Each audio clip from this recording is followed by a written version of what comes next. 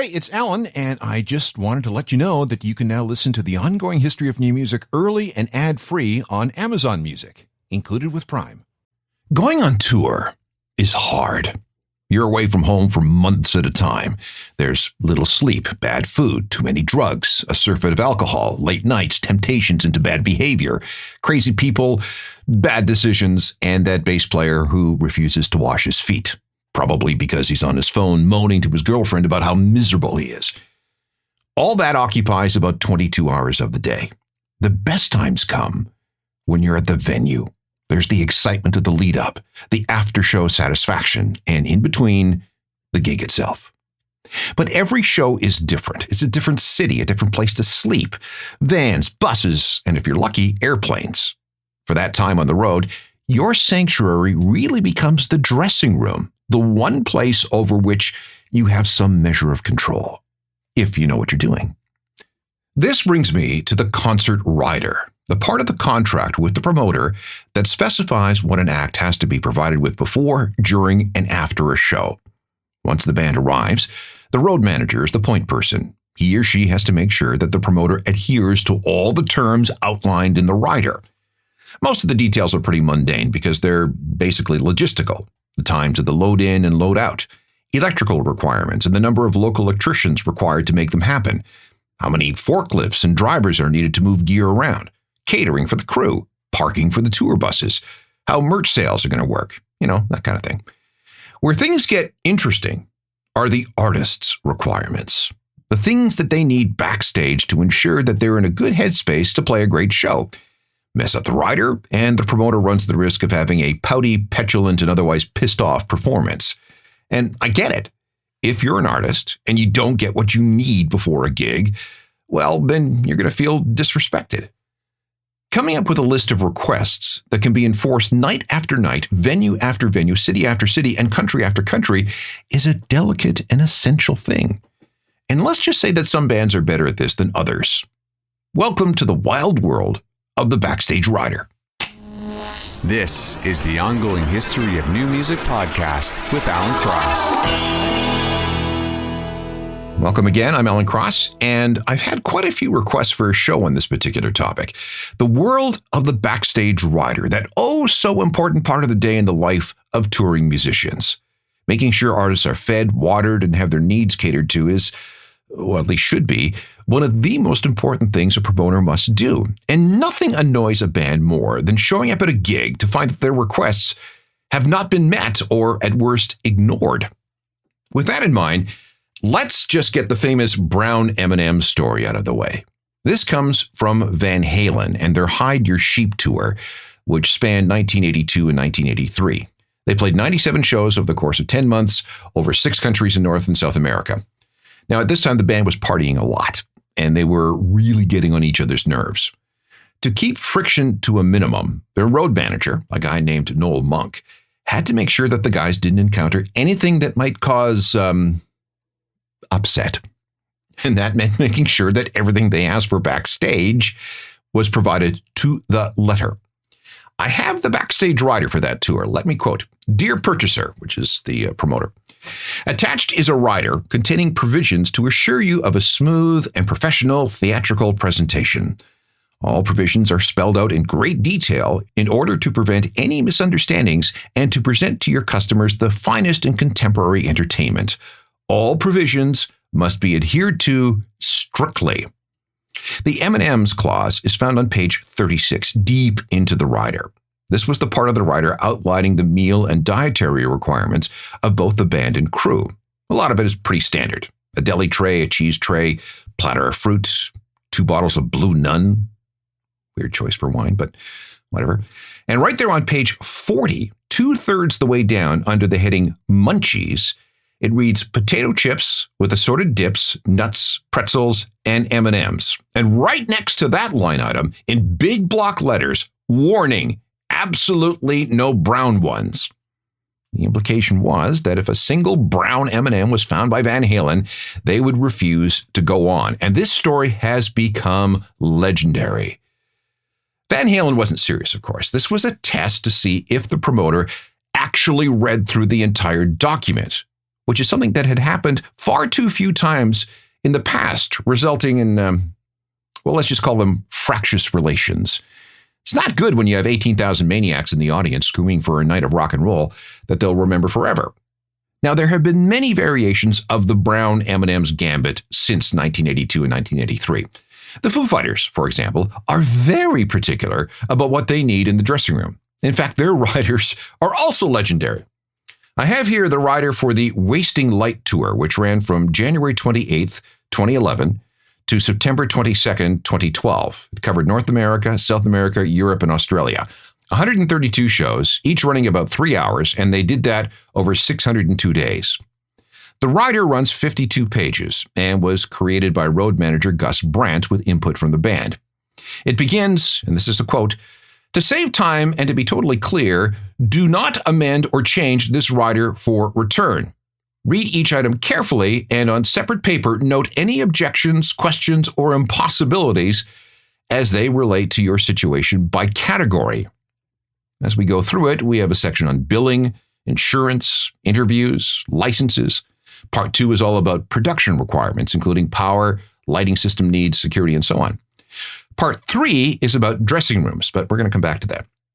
Part 4 is crew catering for breakfast, lunch, and dinner on the day of the show. And, here we are, Part 5, hospitality.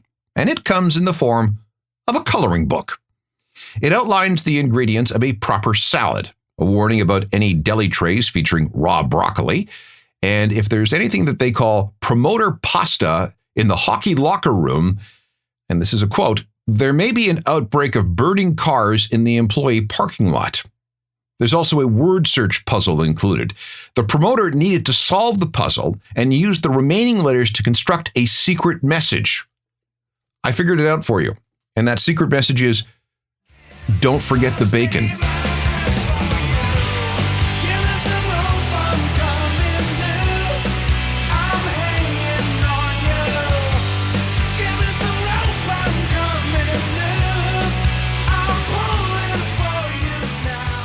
If we go back into the Foo Fighters rider for this particular tour, Part 3, the dressing room, we run across stuff like this.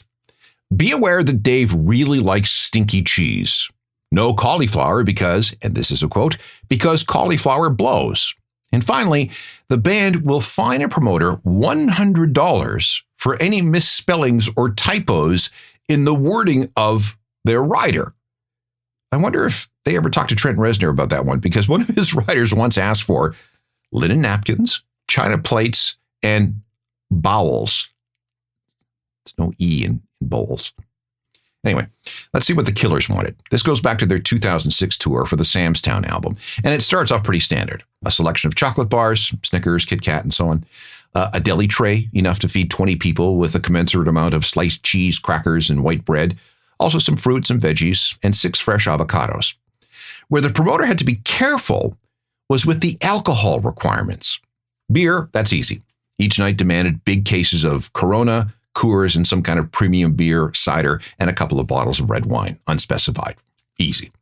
But when it came to spirits, the promoter really had to pay attention.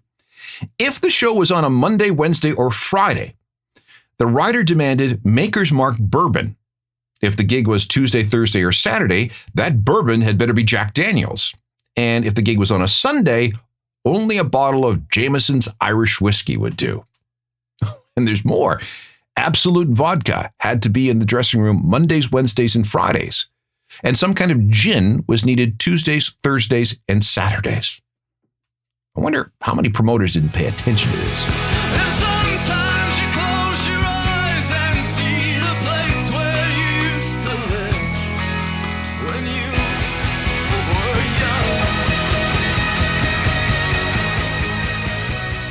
When Jane's Addiction was still together, they had their own needs for a rider. A 2001 rider insisted on 2 black stretch limos with tinted windows and a police escort.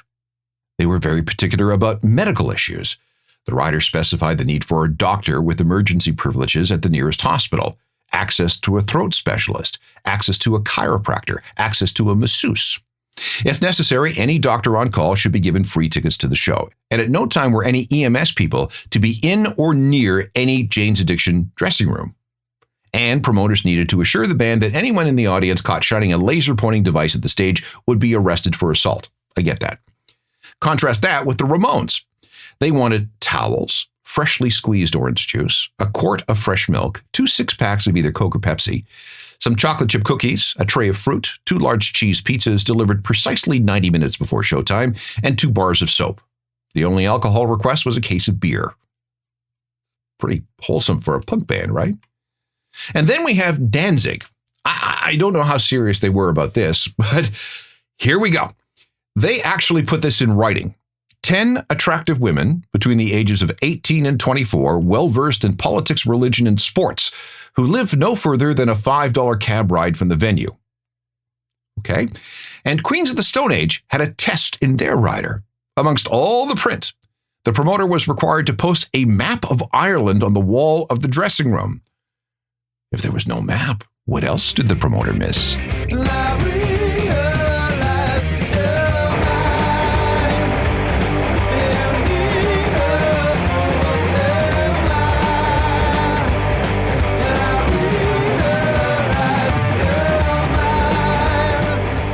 More weird, wacky, and wonderful Backstage Riders coming up.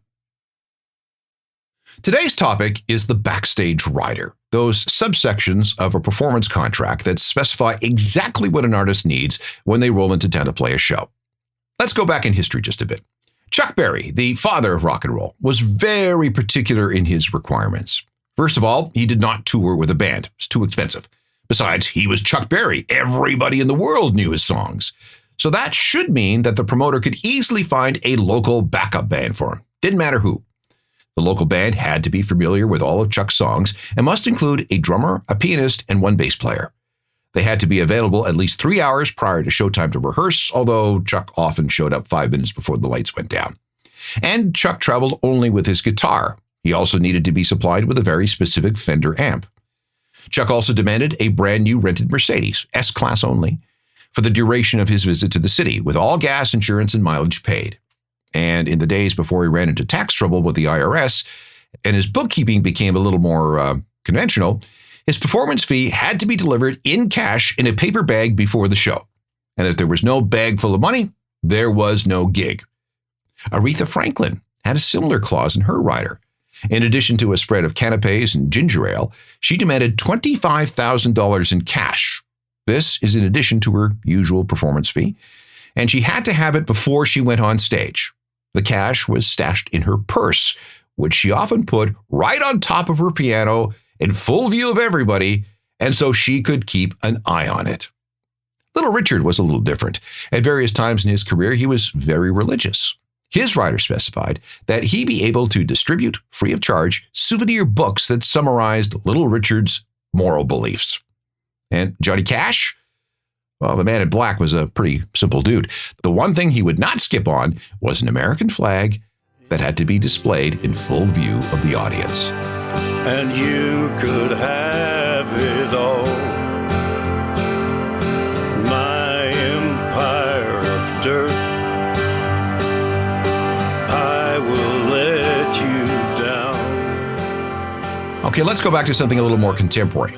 One of my favorite riders belonged to the late rockabilly punkabilly hero Mojo Nixon. He carried something called the Very Reasonable Rider to Contract. And here are its requirements. Number 1, be nice. Don't beat up rowdy fans unless absolutely necessary. Number 2, 1 case of Budweiser on ice. More beer if we need it. Sometimes we do. Number 3, dressing room with a bathroom or 4 pee jars. And finally, number 4, a couple of guys or gals to help carry stuff to the stage and back again. That's it. That was the entire rider. Mojo died while performing on a cruise ship in early 2024. There were no provisions for that in the rider. What about Weezer? Well, dietary restrictions are a big thing with them. Vegetarian and organic food only, please. Soup or vegetarian chili are both good options. They want a specific type of sprouted whole grain bread. And woe to any performer who provides them with blueberry or black raspberry jam. It's just best to stick with strawberry for Weezer. No shellfish, no peanuts. Apparently there are some who may risk going into anaphylactic shock. And Weezer loves their chocolate bars. However, They must be European with, and I'm not making this up, made with at least 55% cacao. 70% is preferred. No styrofoam anywhere. Oh, and a quiet room needs to be set aside backstage for meditation. And Morrissey is an interesting case. Now, at first glance, he's pretty reasonable. Promoters usually find a clause that goes something like this: salt and vinegar chips, a bottle of red wine, cornflakes, Cocoa Puffs or Special K, a pint of milk, 2 green apples, a packet of cashews, cheese sandwiches, and a cupcake. But there's more. With Morrissey, there's always more. If Morrissey is going to be a vegetarian, then everyone in the venue has to be a vegetarian for that night. No meat is to be sold or served at the venue. Meat is actually treated as a prohibited item. I actually spoke with someone who did backstage catering for a Morrissey gig, and they confirmed this. No meat backstage or in the public areas. They were policed very, very strongly over that. And if Morrissey is playing a festival with other acts, his rider usually says something like this: the performer politely requests that where barbecued food, meat, is being prepared, that the Morrissey dressing rooms are situated away from any meat preparation and not downwind, to avoid the aroma of cooking meat directed toward the artist or band. And if you've ever been to a Morrissey show, you might see something like this on a ticket or somewhere else. Important! Please note only vegan food options will be available for purchase for this event. Outside food containing meat, dairy, or other animal products will not be permitted inside the venue. It's fun, isn't it?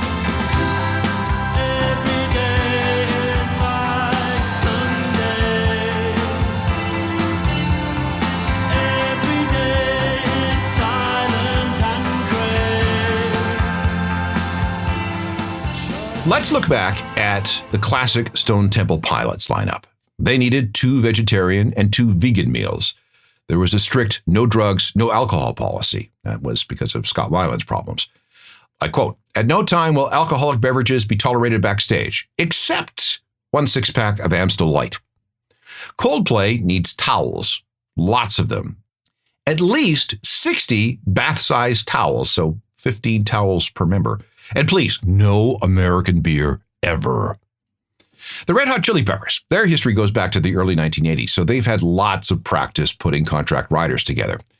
One of the first things they learned to ask for was new underwear. And this makes sense. When you're on tour, especially when you're just starting out, you don't have a lot of time to stop to do laundry somewhere, so new underwear and new socks are a pretty common requirement. The Chili started making this request early, specifying that they needed button-fly boxers. Coldplay used to ask for socks too. Today, the Chili Peppers also want furniture. One recent rider required the following for the main band room: 1 or 2 full-size sofas, a 9x12 area rug, a love seat, a stuffed easy chair, 5 end tables, 1 coffee table, 3 floor lamps with dimmers, 4 table lamps, an 8-foot dining table, and 4 live tall trees or similar plants. Snacks had to include pitted dates, figs, and raw unsalted cashews. There also had to be a meditation room, and it had to be decorated with dark colors, but not blue. Carpeted with another 9x12 rug, an armless fabric chair, 1 coffee table, 2 aromatherapy candles, and bottled water. Oh, and not just any bottled water. It had to be sourced from either Hawaii or Australia.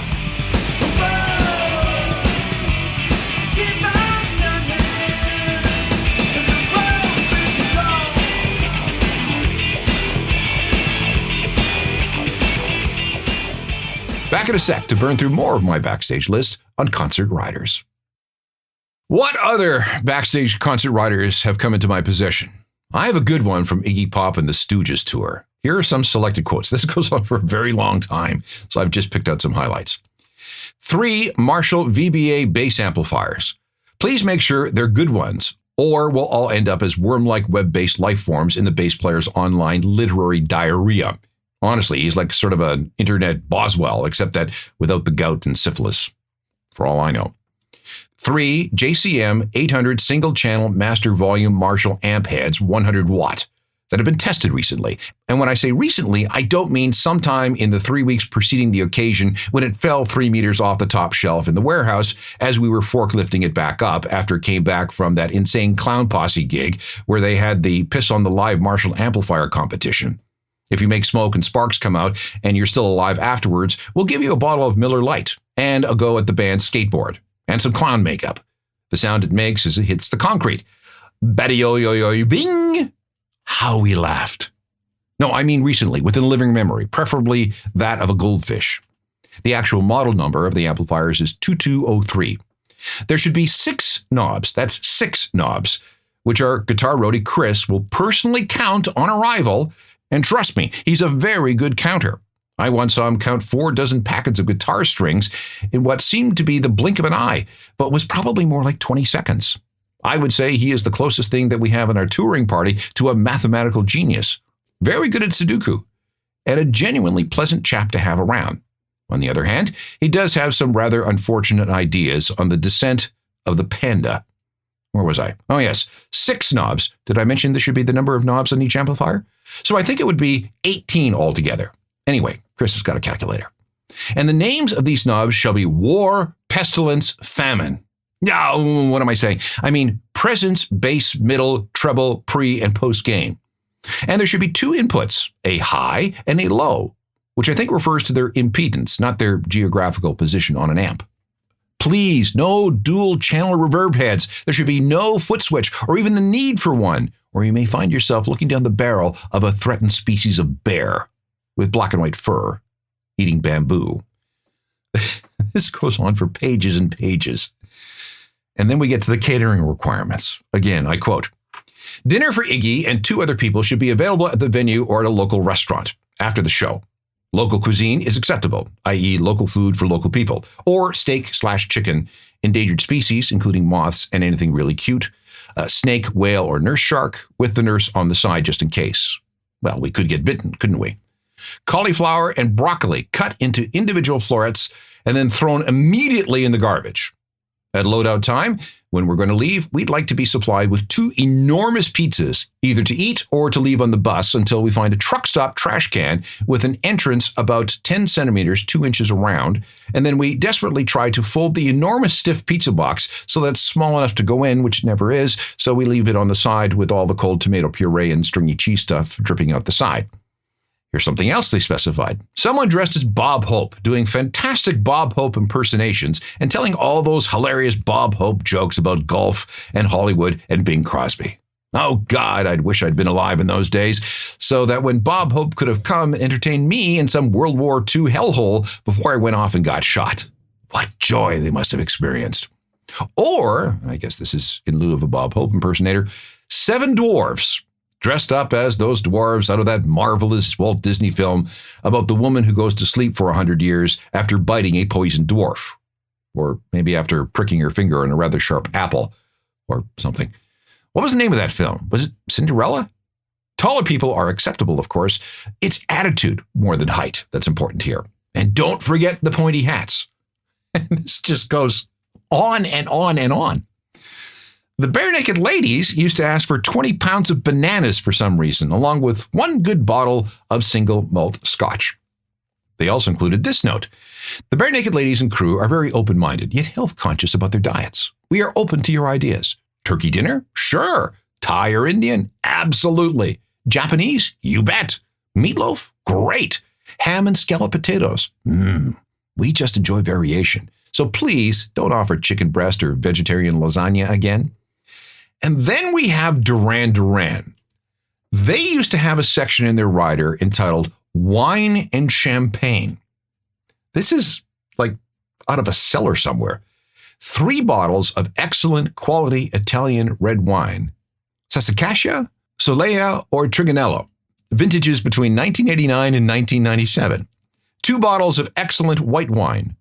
Corton Charlemagne Preferred, vintages 1996, 1999, 2001, 2002, 2004. 2 bottles of good quality champagne, Veuve Clicquot or Bollinger Preferred. They also needed 1 bottle of Patron Silver Tequila with the warning, do not supply regular tequila. And then there's David Bowie. He wanted next to nothing in the late stages of his touring career. All he asked for was a fruit bowl, and that he required his dressing room to be kept at a temperature between 14 and 18 degrees Celsius. And finally, Beck. He had a reputation for being similarly undemanding. 2 packs of Rice Crisps, a container of hummus, and some bottled water and soft drinks.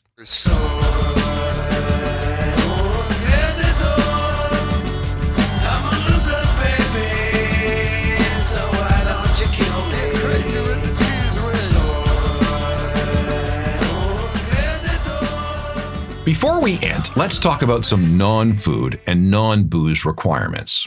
When Peter Gabriel is on the road, he needs oxygen to be on standby, specifically if he's performing in high-altitude cities. He also needs a pre-show massage. Nothing unusual about that. A lot of artists want that. It must be 1 hour. It must start exactly at 6:20 p.m., and the masseuse must be a woman. I've heard that when The Who was on tour, Pete Townsend liked to take a nap before the show. To facilitate that, a large queen or king bed with fine linens was to be supplied in a dressing room.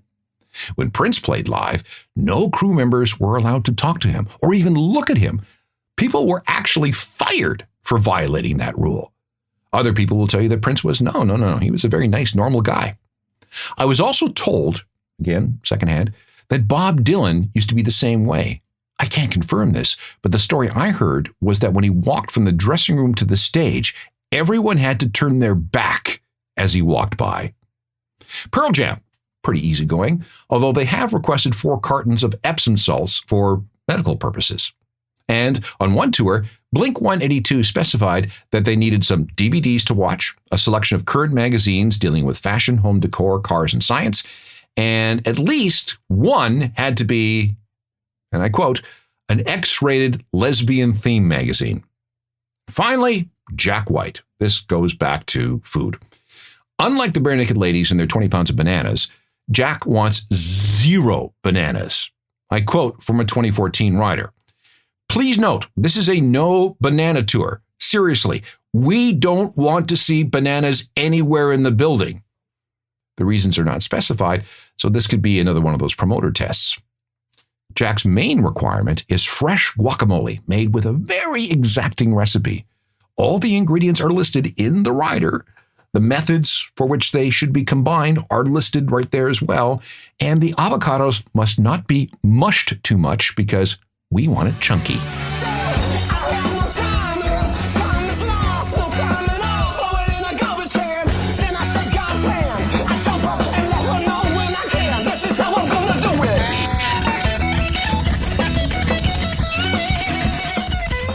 Like I said back at the beginning, touring is hard.